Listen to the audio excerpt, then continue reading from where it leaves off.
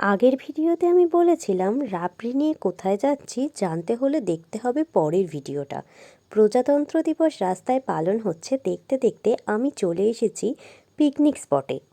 গত ২৬শে জানুয়ারি আমরা একটা পারিবারিক বনভোজনের উদ্দেশ্যে পরিবারের সবাই মিলে একটু সময় বার করে মিলিত হয়েছিলাম।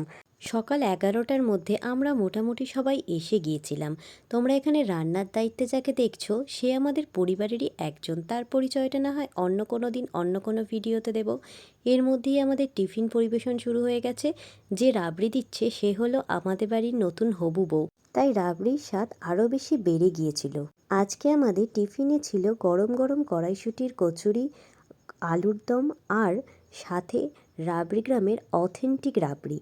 তো একে একে আমরা সবাই টিফিনটা সেরে নিয়ে তারপরের আমাদের লিস্টেড খাবার ছিল চিকেন পকোড়া আর কফি। ইতিমধ্যেই চিকেন পকোড়া ভাজার প্রস্তুতি শুরু হয়ে গেছে, আর বাড়ির নতুন জামাই মানে তথাগত ছিল ক্যামেরাম্যান।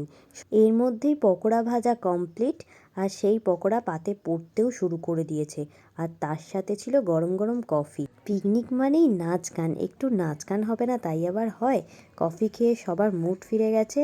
ছোটরা বড়রা দারুণভাবে এনজয় করেছে, আর কোয়ালিটি টাইম স্পেন্ড করেছি একটা। নাচে গানে আনন্দে আমরা সবাই মেতে উঠেছিলাম। আমাদের বাড়ির নতুন বউ কিন্তু ভীষণ কাজের। নতুন বউ এবং আমার ভাই দুজনেই পিকনিকের সব জোগাড় করেছে। যেহেতু আমরা কেউ এক জায়গায় থাকি না, তাই আমরা পিকনিকের দিন গিয়ে উপস্থিত হয়েছিলাম। তো যাই হোক, দেখো সবাই মিলে কীরকম মজা করে দিনটা কাটলো। একটু পিকনিক মানেই ব্যাডমিন্টন খেলা, শীতকালের পিকনিকে না হলে হয় না। আর একে দেখো রান্না টান্না হয়ে গেছে, তো এখন শুধু নাচ। কি নাচ রে বাবা, সকলে মিলে এনজয় করেছি, আমরাও কিন্তু কিছু বাদ যায়নি। তো যাই হোক, এই করতে করতে দুপুর হয়ে গেল। দুপুরে খাবারে সকলে বড়রা বসে গেছে। আজকে দুপুরে ছিল ফ্রায়েড রাইস, তার সাথে চিকেন কষা, শাহি পনির এবং কাতলা কালিয়া।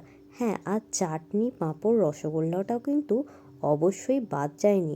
বড়দের খাওয়ার পর আমরা ছোটরা খাবার নিয়ে বসেছিলাম। আমাদের খেতে খেতে ছবি তোলার পালা শেষ হতে না হতেই গড়িয়ে গেছে অনেকটা বেলা। এখন আমাদের ফেরার পালা। এত সুন্দর একটা মুহূর্ত থেকে কেউ কাউকে ছেড়ে যেতে মন চাইছে না, কিন্তু সবারই কাজ আছে, যেতে তো হবেই। তাই সবারই বক্তব্য আসতে বছর আবার হবে।